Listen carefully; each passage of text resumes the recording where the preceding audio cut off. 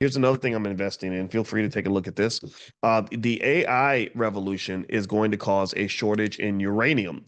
Uranium is necessary because uranium is critical for the building of nuclear power plants and nuclear reactors. Nuclear power had fallen out of favor largely because of Three Mile Island and Chernobyl and the Fukushima, and so everyone sort of started to poo-poo on nuclear power. Well, nuclear is making a comeback, I guess, because they think that they can now do it safely. Who knows? We'll find out.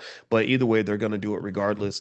And companies like Oklo, if you saw that stock Oklo we were talking about a year and a half ago, that sucker was, we started talking about when it was about $10 a share. Now it's up in the 60s. I bought some more, by the way. I bought some more. I sold some long-term out of the money call options on the stock just in case the stock collapses. I also bought lots of puts just in case it drops back down, but there's a chance it could keep going up because this industry is going to get more demand. So here's an ETF in uranium you can feel free to take a look at. It's the Global X Uranium ETF. The ticker symbol is URA. And as you can see, apparently it must have been a good. I recommended this to you guys about a year ago, and it looks like it's done quite well the last 3 months, about 52% in the last 3 months.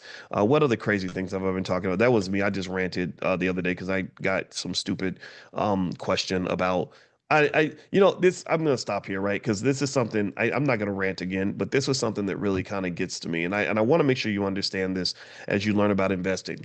When I mentioned this stock that I was that we were talking about Oklo, and one guy came in and he made a point that I guess I think is worth responding to, and he says, well, instead of telling us about the stocks that have already done well, why don't you tell us about the next stock that's going to do well, that's going to be the next big one? And I just paused for a minute and I was like, how do I frame this response without sounding like an asshole? And the way I framed it was I said, the stock market is not a casino. This is, you are not playing the numbers. You are not on the casino boat. You know how people get their paycheck and they go to the boat. Anybody know anybody like that? This ain't the boat. This ain't the bingo hall. This is not rolling the dice, shooting craps. If you want to gamble, you should go to Vegas. You should order the DraftKings app and you can bet on who's going to win the NBA championship if that's not over yet already. I'm not paying attention.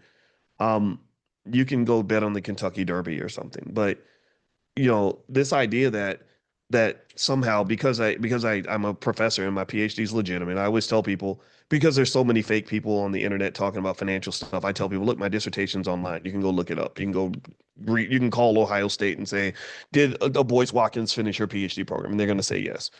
Um, so because this is my area, I have to say, like, stop letting people make you think that there are people who can predict which stock is going to be the next big stock. Nobody knows which stock is going to be the next Nvidia.